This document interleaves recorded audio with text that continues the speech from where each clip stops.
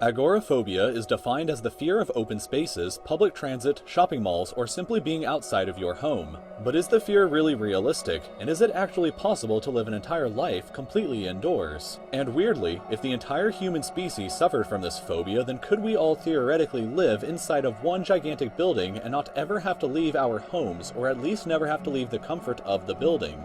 The answer is yes, but let's first take a look at some real-world concepts before venturing into the detailed insanity of all living, eating, sleeping, and breathing in the same building.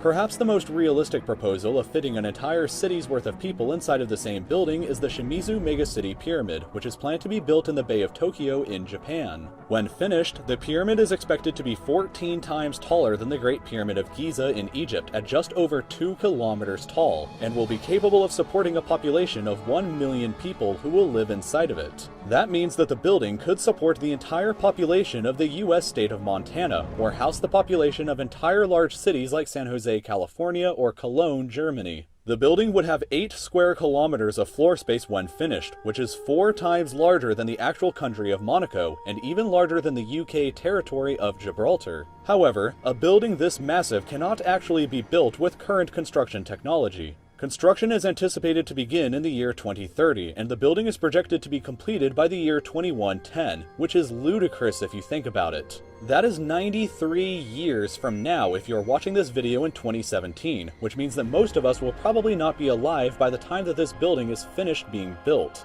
Think of all the history that could possibly happen within 93 years, and this building still may not even be finished after all of that. It's not completely unprecedented, however. This cathedral in the city of York first started being built in the year 1220. Imagine being the first person who laid down the first brick to begin building this cathedral. He would have spent his entire lifetime working on the project, and so would have his son, and his son, and his son, and his son, and so on until 252 years later the cathedral was finally finished being built. 9 generations would have passed from the time that the first person began working on it. It would have been like if your relative from 1765 had begun building something and you today right now just finished it. You probably can't even think of any relatives that you may have even had back then, and that problem would have been even more severe in the Middle Ages. A distant relative would have begun building a building and their name would have been long forgotten, but you, centuries later, would be still working on and completing what they had originally started anyway.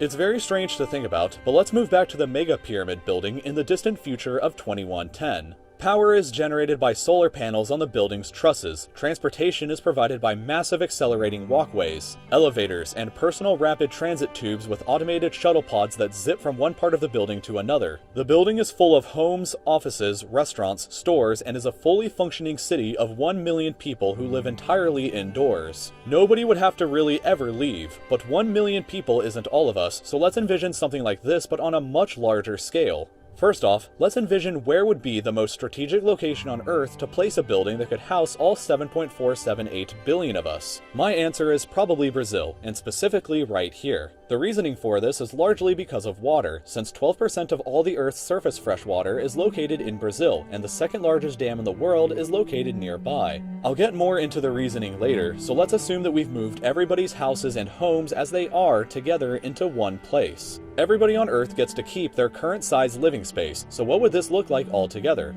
For reference, the average US house built in 2013 was 241 square meters in size. According to the UN, however, 13% of the world population lives in 5 square meters or less of living space. 28% have between 5 and 9 square meters of space, 24% have between 10 and 14 square meters, 18% have between 15 and 19 square meters, and only 18% of the world's population lives in 20 square meters or greater sized houses. So American houses are certainly not the global norm, and averaging out all of these numbers gives us a building with 90,860 square kilometers of living space in a 2-dimensional view, about the size of Jordan in the Middle East if it was all just one floor. But if we constructed the building to be as high as the current tallest residential building in the world at 414 meters or 101 stories high, then the living space of everybody on Earth would take up an area of around 900 square kilometers on the surface, a little less than the size of the Faroe Islands in Denmark. As for food, after a lot of research, it appears that sweet potatoes are the most calorie-intensive crop that you can grow. If we utilized efficient farming techniques and made use of vertical farms with artificial sunlight, we could construct a 1 cubic kilometer building that would be dedicated solely to producing sweet potatoes for our population. Each cubic kilometer mega farm could produce enough sweet potatoes to feed over 27 million people a 1,500 calorie per day diet. So if we also built 275 of these buildings connected to the main living space, then we could feed the entire human race inside a steady diet of pure sweet potatoes. Since humans need to drink 2 liters of water to survive each day, and the nearby dam has a reservoir of 29 cubic kilometers, we could have enough drinking water nearby to last us for over 4,000 years. Of course, some of the water would be used for other purposes like agriculture, but it would still be enough to last for centuries using all of our needs inside the mega building if we kept maximum efficiency and assumed that nothing goes wrong. Finally, we need space for other things besides just living. In New York City, about 75% of the zoning ordinances are for residential property, while the remaining 25% is for commercial, manufacturing, transportation, or park space. If we kept that same ratio in our mega building, then we would add an additional 225 square kilometers worth of building space on the Earth's surface that would stand as high as the residential portion.